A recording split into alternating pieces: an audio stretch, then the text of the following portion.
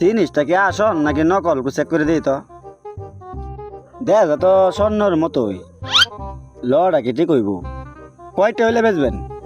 ভাই দামাদামি করবো না, 4,000 টাকা দিয়ে বানাইছি, অন আমি বিপদে পড়ছি, 2,000 টাকা হলে বেচলাম।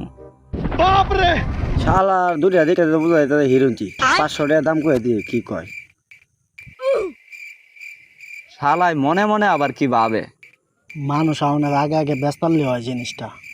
ভাই জিনিসপত্র তো আমার লাগে না, যেহেতু আপনি বিপদে পড়ছেন 500 টাকা দিব না।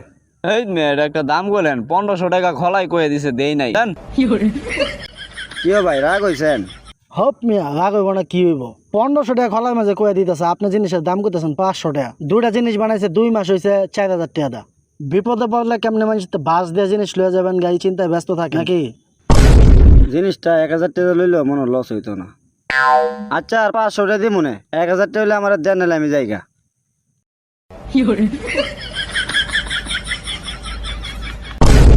দোস্ত দিয়া দে দিয়া দে, হালাই মিলে যাইব। দিয়া দিই।